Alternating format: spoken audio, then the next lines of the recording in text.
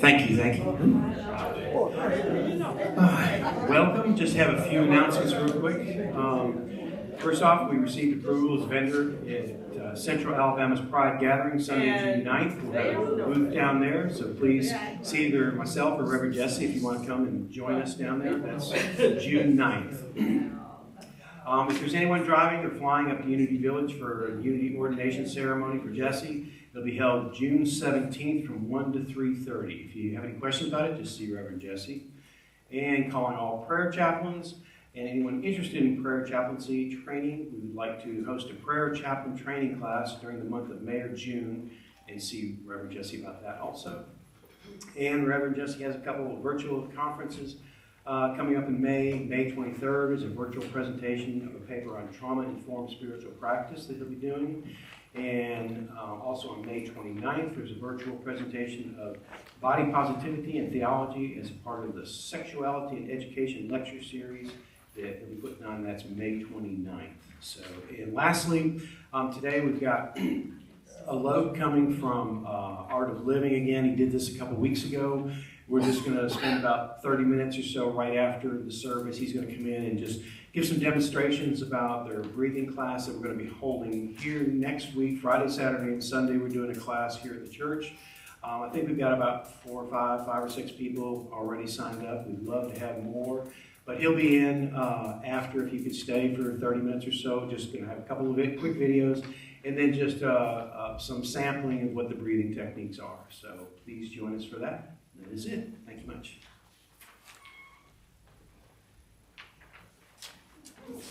Good morning, everybody. Good morning. It's beautiful to be back home. God, it's so beautiful today. Look at the openness in the sanctuary and all the light coming in. This is gorgeous. If you will, right where you are, allow your eyes to gently relax. You can close them for a bit.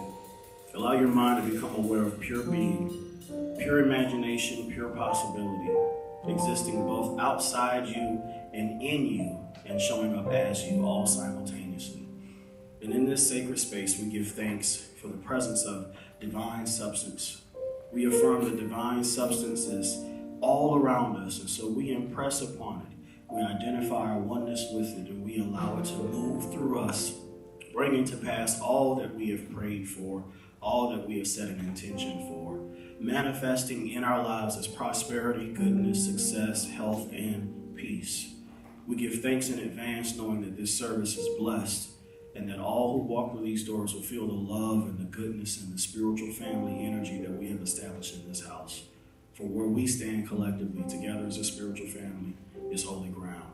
We declare blessings on our Monday through Saturday that is up and coming. We affirm that goodness awaits us when we open our eyes on Monday morning. And again, we affirm that this service is blessed. And in the name and the nature of the presence of good, we close this prayer, but never our awareness of the presence of God. Amen.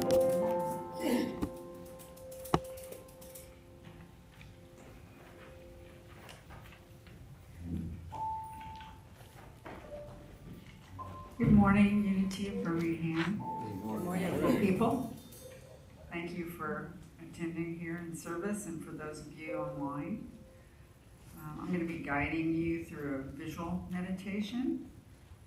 And to prepare for that, I want you to sit comfortably in your chair with an upright posture. Relax your shoulders. Close your outer eyes or soften your gaze. Plant your feet on the floor. Feeling the earth below supporting you.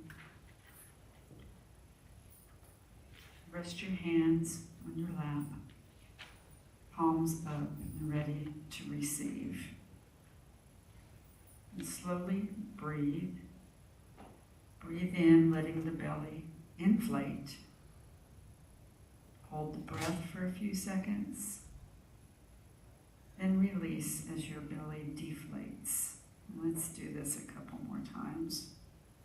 Breathe in. Hold.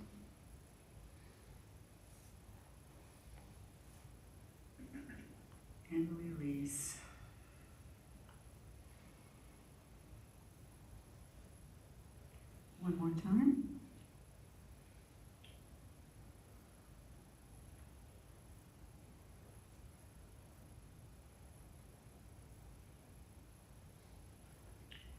breathing normal as you typically would. I want you to imagine now that you are sitting on a sandy beach facing toward the Emerald Sea. Feel the gentle breeze as you relax, trusting the sand as you sink down further. Feel the warmth from the sun, thinking of nothing, just feeling the heat and envisioning the glow. Stay here for a while longer as you breathe what is normal for you.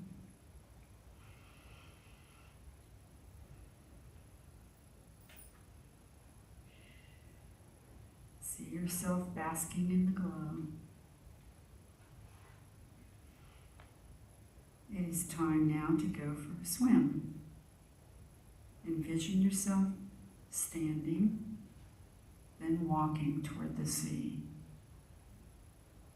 The waves are gentle. You have no fear. You know we are part of the one, a drop in the ocean. You feel the water trickle over your feet, your shins, your knees, pausing to enjoy the coolness on your body.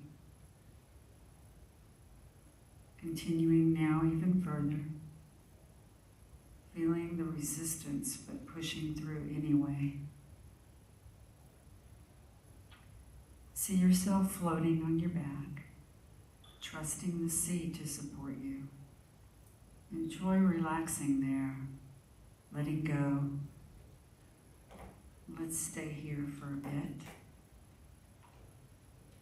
Continue your breath.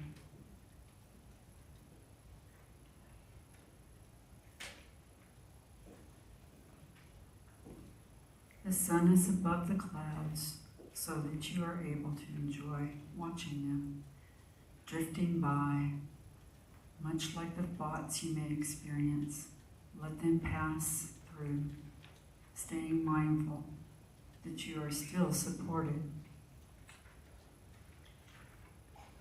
It is time to go deeper now. Take a big breath, hold for a few seconds, then release as you turn and dive under the water's surface. It is much darker now, but you have no fear. Swimming deeper and further into the depths, you are sustained by your breath. You may see fish and flora as you go deeper. You may see scarier things like sharks, plastic, or a shipwreck's debris. But you are brave and at ease because you are one with this universal sea. Swim here for a while where you're facing this darkness around you. It is so dark that you see nothing. Breathe and keep swimming for another minute in the silence.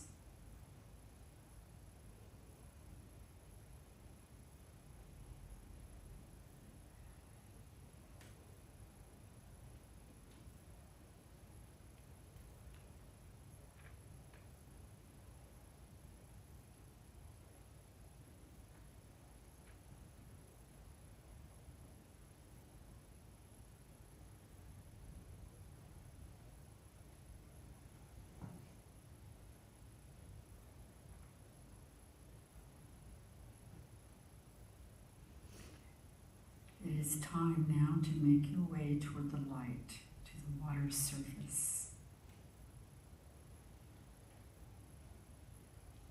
To the water's edge, you feel the sandy surface with your hands and the warmth of the sun, the sound of the waves and the shorebirds.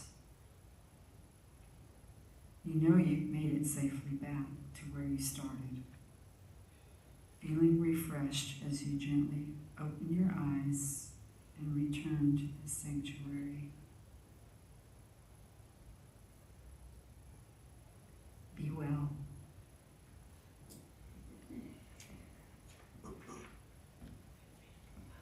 Time to stand.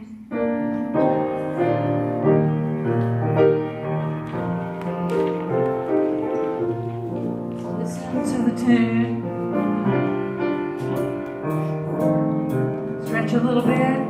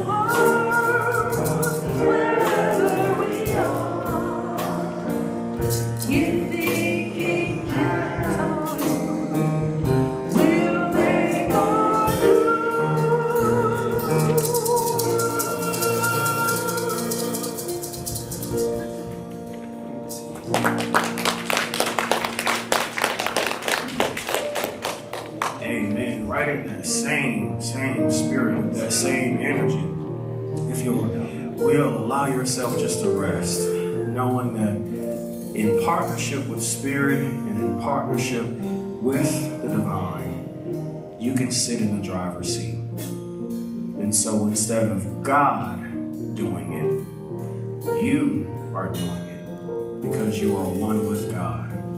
So God takes over within the soul. And if that word God is too traumatizing, divinity takes over. Love takes over. All of these names we have for divinity. So rest, if you will. Listen to the melody. Know that you make your own world wherever you are. As the arms and ears and hands of the universe, you make your own world wherever you are. Now with me, take a big, deep breath in through the nose. Release a divine sound of ah.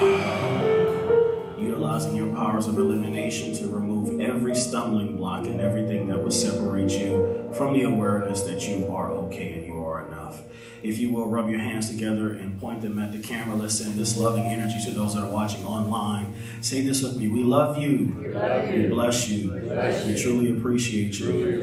And we behold the Christ within you. And so it is. Our ministry is supported by partners like you. Remember to log on to unitybham.org and click on giving. Moderators are always on standby for you. So if you have a prayer request or a comment wherever you see this message on Facebook, YouTube, or our website, please post your comment and we will pray for you. Also, like and subscribe. Say amen to that. It's important to do that little commercial because you never know where people might check in when they tune in online.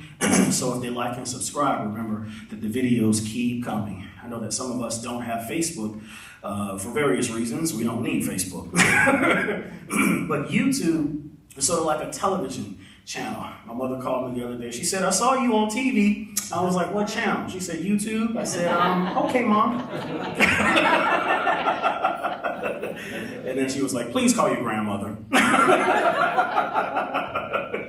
So yeah, social media is a powerful agency. It's the fourth arm of government per se. We have the legislative, judicial, and all of the other branches, but media is really powerful. And social media has empowered journalists in a way that journalism hasn't seen before. We have little 13 and 14 and 15-year-olds who actually command the attention of thousands of people. So we want to make sure that we address the world because you don't know who your sisters and brothers are. Jesus would say that we have sheep of a fold that we often know not of. So it's important to cast a wide net. Or to quote Jesus again, brothers, I know you've been working all day. Sisters, you've been working all day. Have you tried casting your net on the other side? No, we did that. We tried that. That didn't work. Who's been there? I tried that. I did this before. That didn't work. And then they listen to Spirit and they cast their net in that direction and take in a huge harvest. So we want to make sure that as an inclusive and affirming community that we cast our net as wide as we can because you never know who's listening. They may not tell you that they're watching. They may not tell you that they're listening, but they're listening because this conversation is becoming more and more mainstream, yes? You can go in Walmart now and find chakras, which was unheard of 10, 15 years ago. You can find spiritual material all over the place, and this is what we want. We want people to come in our building. We want people to physically see us so we can love upon them so that they can know that they have a community. But for those that never step foot in our doors, they're a part of our extended family. And our extended family and friends are spread all across the world. In fact, if you're watching right now, I dare you to post your city and state where you're located at because we have friends in North Georgia. We have friends in California that tune in. And I look at the statistics all the time, and we oftentimes share it with the board just to show our demographic. We have a huge reach in the city of Birmingham, but there are people all across the world that are tuning in because of algorithms. Say this word with me, algorithms. Words do matter, and those hashtags are powerful. And with the simple hook of a hashtag, you can launch your message out there into the deep. And before you know it, you take in a huge harvest. In the words of the psalmist, he said that when you cast your bread out on the waters, you find it after many days. Because ultimately, you guys, this stuff doesn't belong to us. This is freely given to us and cultivated by our actual lived experience and the experience of our ancestors. But when we give people back their stuff, when we remind them very simply, very practically, in the words of Charles Fillmore, that they're okay, that they're enough, even if things are difficult, even if times are hard, that there is a presence that is never in absence, that you don't have to beg like an absentee father or absentee parent. It's showing up right through their very eyes. And the very thing that you are searching for and that people are searching for online is the very thing that is looking through your eyes, asking the question of where it's at. And all that philosophical mumbo jumbo just means that you are divine and you are God. So the very being that we were conditioned to pray to is actually playing the fool. It's pretending that it is not divine. So when you wake up to who you really are, guess what? And you understand that you are God, you stop asking and you start declaring. You stop begging and you start invoking. Because you know that you're not invoking anything outside of your being. You are simply sharing the love and the light and the wisdom and the vitality that you are. And when you give it away, guess what happens? You never lose anything.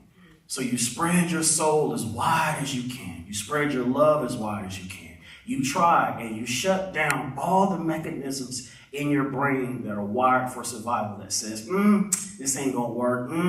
This is a bad idea. You tell Lucy from the cartoon strip, be quiet. Y'all remember Lucy? Yeah. Charlie, what's that? You know what your problem is? What's that? Your problem is you. What am I supposed to do about that? I don't know. I'm just here to point out the problem.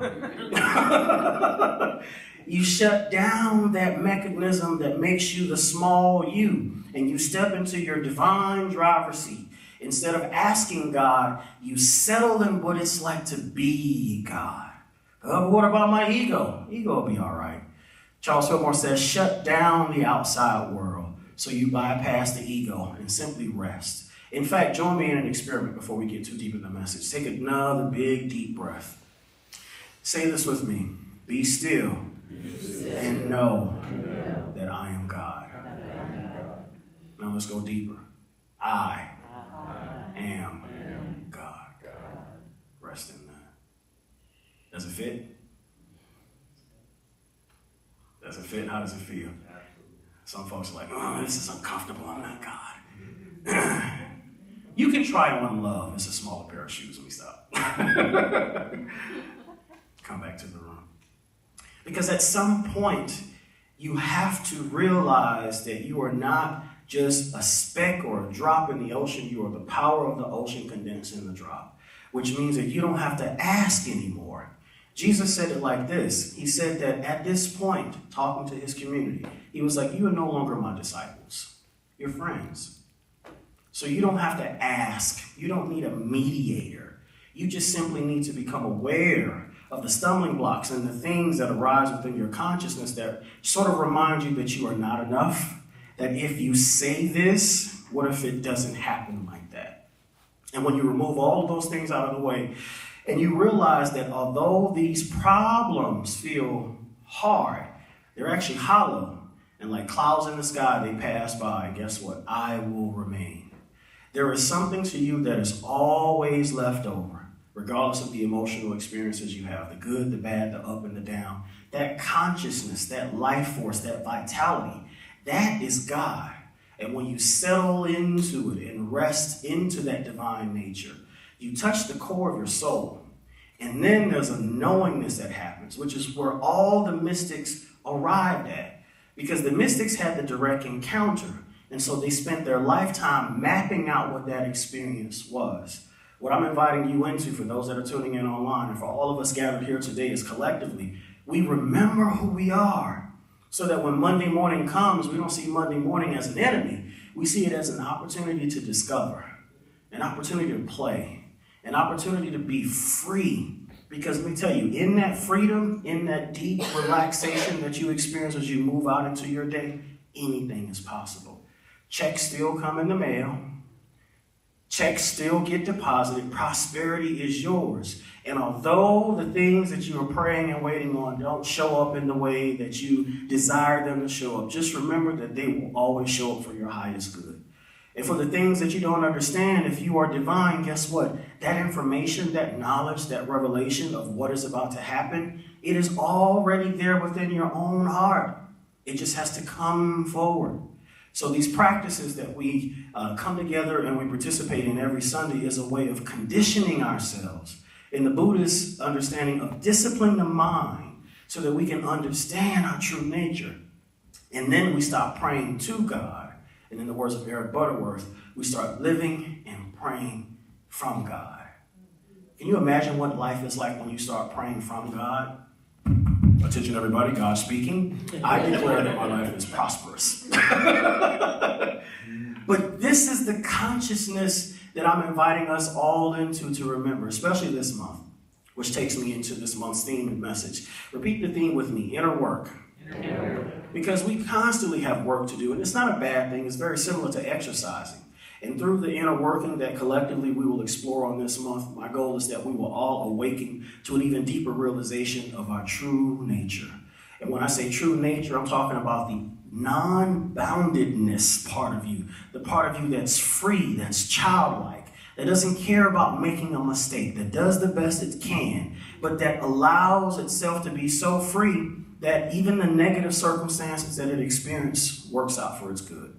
The way a child moves along life, and when it's learning how to walk, it stumbles and falls. The child ain't looking back to see who's laughing.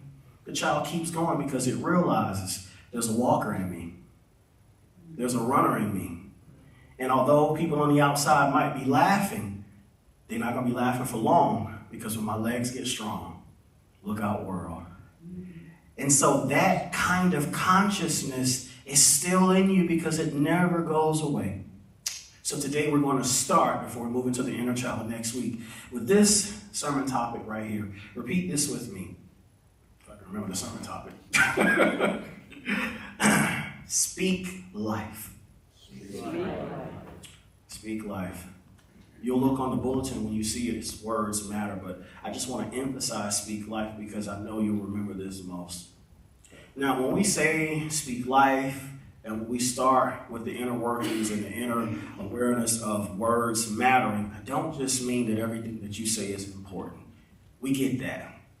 But when you understand at the core of your being that what you say matters and materializes, it shows you your power.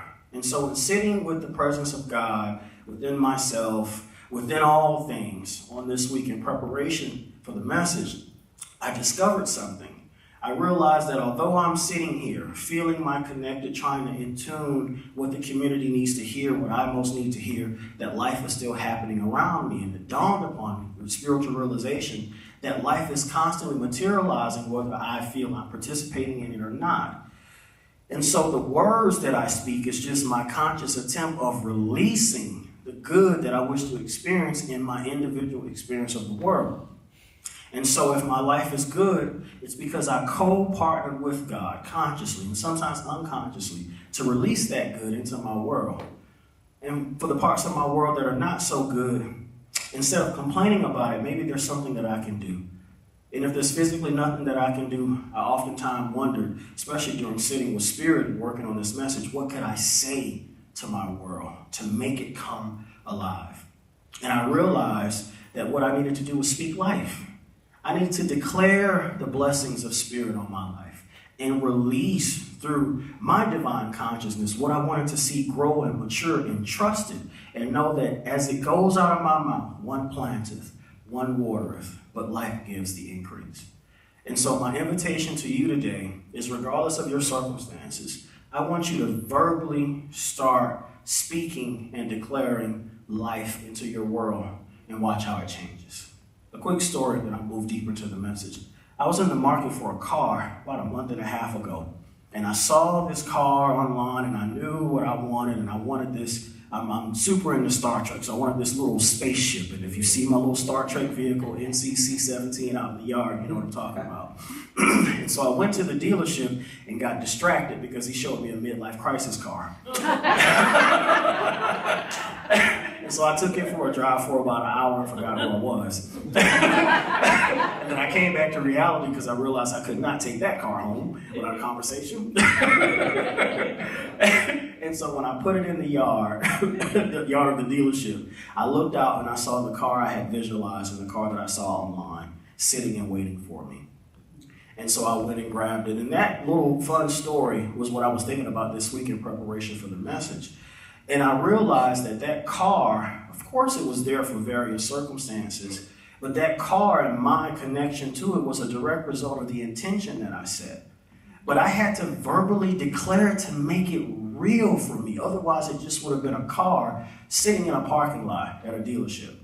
And that's just one example of something material. But do you guys get the connection between what goes on in here affects what goes on out there?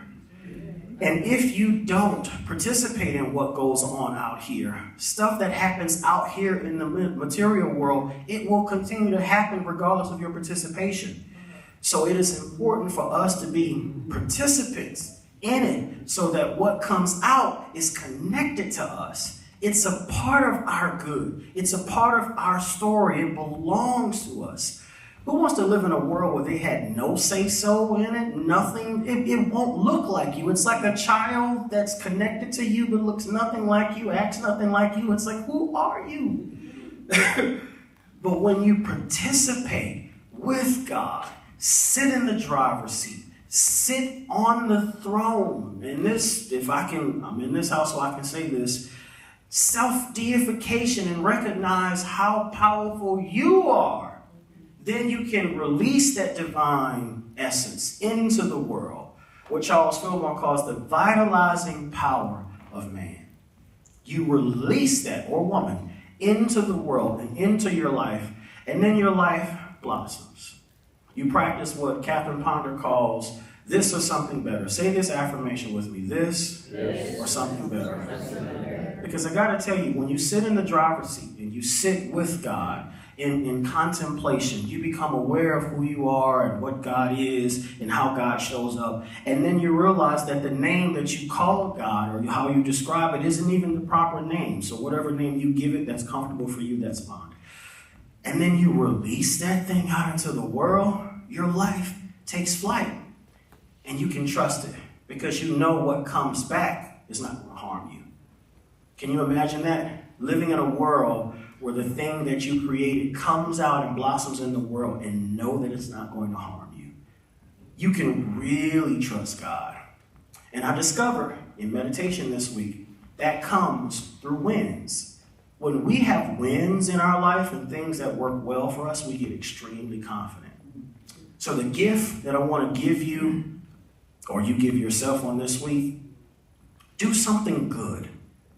I mean, enjoy the goodness that comes with it.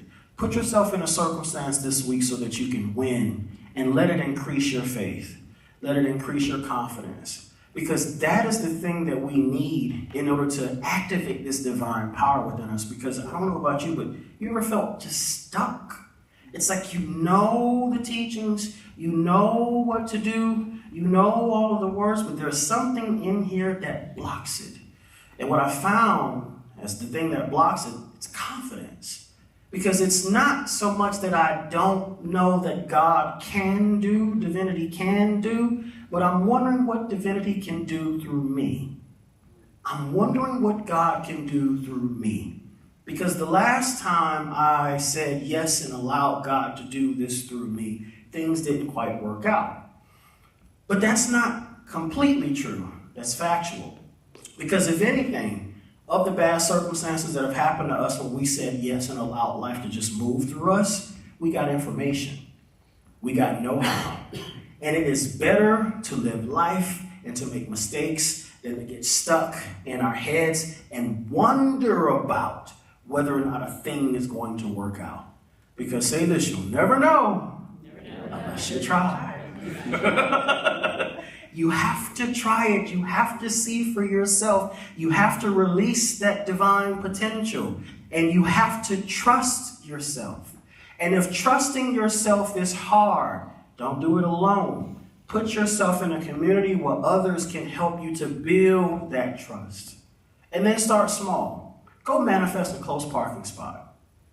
Manifest a close parking spot and then put yourself in a predicament where you participate in making it happen. I don't care if you have to circle that parking lot 13 times. You set an intention for that close parking spot. You declare that close parking spot and you circle that parking lot like a madman until you find it. And then you park in it and sit for a second. Because we all need to feel what it's like to win. We need to all feel what it feels like to have the presence of good move through us. Respond to what we say, where our words materialize so that we can step deeper into our calling. This is what all of the practices are about. Being still and knowing that you are divine, becoming one with God, recognizing that there is nothing good that is being withheld for you, that life is on your side. All of these things are practices so that we can build up our confidence in the divine potential. Because here's the thing, God does not need to grow any more than God is already in you. What we do in our spiritual work is we grow in our awareness of this divine potential and our trust in it. And notice how powerful it comes out the minute we say yes. It shows us that it's always there. It's always waiting for us to release it. Who's going to release it today? Catherine Ponder says in Opening Your Mind to Prosperity that it's not enough to read this divine literature. You have to declare it. You have to speak it. And if I may, with permission, in conversation with my mentor, one of the things that I discovered was that affirmative practice was a part of that family for decades, meaning that every day you said your affirmations. Every night you said your affirmations until your confidence was built so much that you felt you could conquer the world. Now, conquering is a bad word, but you guys understand the point, that you have to build your resolve, build your resiliency. And I know times get hard, and I know things happen that destroy our confidence. You know how you fix that? If you know you're dealing with a hard thing and it's something that you have to do, then you have to physically put yourself in a situation where that hard thing is there so that you won't think, because of your overexposure to hard things, that life is always like that. You put yourself in a good environment. You take yourself away. You put yourself on vacation. You give yourself a couple days of paid time off, PTO, so that your energy can be rejuvenated, so that you can return back to the awareness of how life is, that things out here take a licking, but they keep on ticking. That even though it may be winter time, that the sun still comes out. It's just the nature of life for things to change. And when we become aware of that and we accept that, then it doesn't matter what the weather is. You still keep going. It doesn't matter whether or not it's raining outside. You still do what you got to do. It doesn't matter if it's summertime, you still come to church. Hold on there, struggling minister. They're coming back. Right? But you do these things because you realize that life is for you and not against you. Speak this affirmation with me out loud. Life is for me and not against me. Here's another big one. I am not just alive. I am life itself. So through our declarations, we put ourselves in the driver's seat. So you have to own this divine nature. You have to declare, as heretical as it may sound, that you are divine. Get up in the morning. Hey, good morning. God here. How you doing? And it sounds crazy, I know it, but that is the only way you can sit in oneness with God. Because in claiming that oneness, that's good, but what does it feel like when you really know that you are divine? Of course, we have our moments when we're our human selves and we go about the world and do our regular stuff, but when you really need your powers to come online, when you really need to manifest stuff, it's okay. God already gave you permission. Say this with me. God is love. And so am I. You can sit in God, metaphorically speaking, and speak from that awareness and proclaim so that the world does not hear you, but it hears and sees the presence of God. And it shows up through each of us differently. You might be a sociable person and it shows up through your social stuff. You might be an intellectual person and it shows up through that. You might be an emotional person, but however this gifting, this presence that we call consciousness shows up, you say yes and you allow it to be, and then your life blossoms. This presence is beyond all of the labels that we give ourselves in the world, from neurotypical to neurodivergent. Any neurodivergence in the house? ADHD, I call them out. ASD, autism, all of those labels, they are not mental health disorders. They are labels to designate brain activity. They're just telling us about how our brains function. Your brain may not be wired like everyone else, but that's good because diversity is one of the gifts that the presence of God gave the planet. Not just diversity of skin color, but diversity of brain types. Who gets flashes of insight and pictures in their head about things that are happening and things that are coming? Release that thing, speak that thing, declare that thing. And know that on a brain level, it's your basal ganglia in your skull that is in operation and in partnership with the divine. You are a beautiful, divine, powerful being. So my invitation is for you to declare it and know it to be so. Say amen to that. Amen. Some text and history to go along with this message.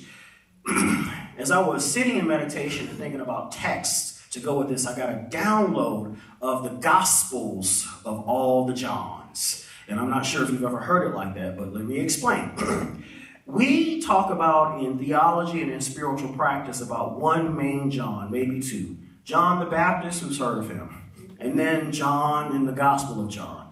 But there were probably as many as 4 or 5 historically that all contributed to all of these Gospels. And like many of us who go to distinct churches and distinct communities formed around these individual people. So there was a community associated with all of these teachings. We had the Gnostic tradition associated with John the Baptist. We say, be still and know, where they believe that through direct knowledge, you can have direct contact with the source of life, both outside of you and in you. There was also the Gospel of John, which unity teaching suggests is divine love. Communities formed with that particular text in order to be reminded of the intimacy and the intimate connection you have with life. And through declaring your love and your oneness, unity style, with life, then love blossoms in you, with you, and all around you. But there was also John the Revelator, which is where we get the book of Revelation from, all of the mysticism associated with that. And then there was another John that we call John the Elder. So there were at least 3 to 4, maybe even 5 different Johns, quote unquote, who contributed to all of these texts that influenced this one community. Although historically we were taught that they were written by one person. Got news for you. Honestly, we really don't know who wrote them, because for decades they were called anonymous books, and we attributed them or names to them based on who the main characters were. And so 1 John is the scripture I want to point your attention to, that particular chapter. And in that chapter it said, according to John the Elder, which was again different than the Gospel of John, he says, in the beginning was the Word. Repeat this with me. In the beginning was the Word. The Word was with God, and the Word was God.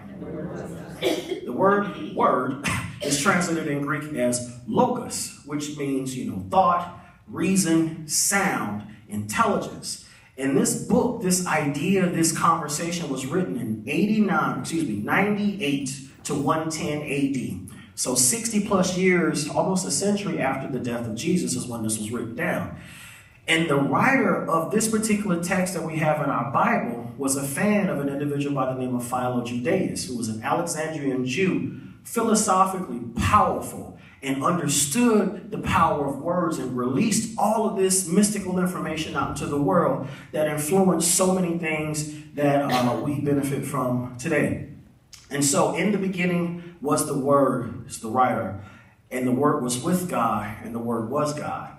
The notion of word was so powerful in Greek philosophy, conversation, thought, speaking things out loud, that they believed that logos, or word, or speaking, was an actual separate deity that partnered with God during creation. That's how powerful your speaking ability is. And that's how powerful your consciousness is. And that's how powerful the words you say are. Y'all follow me? And if you read down in that same first chapter, that writer goes on to say that everything that was created by this word. And without this word, nothing was created.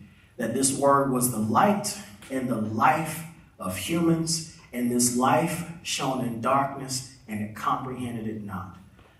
So from 90 plus AD till today, the writer wanted us to understand the power that is within us and our capabilities as divine creatures if we only say yes to our truest potential.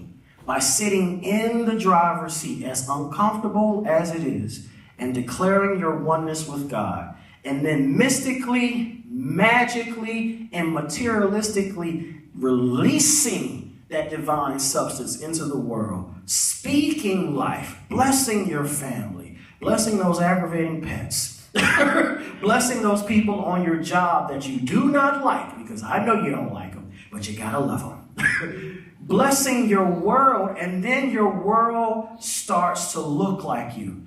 Remember, nothing is created without an idea. There is always an idea, Johnny Coleman, back of everything. My invitation to you is to tune into this idea called the Logos. Tune into this idea called God, this idea called the Word. And when you release that thing consciously and participate in its unfoldment, your entire life becomes a self-fulfilling prophecy. So that instead of your world being antagonistic, you become partners with your world and co-create a life that both you, God, and your entire family can be proud of. Who wants to do that on this week? Thank you for listening. Peace and blessings.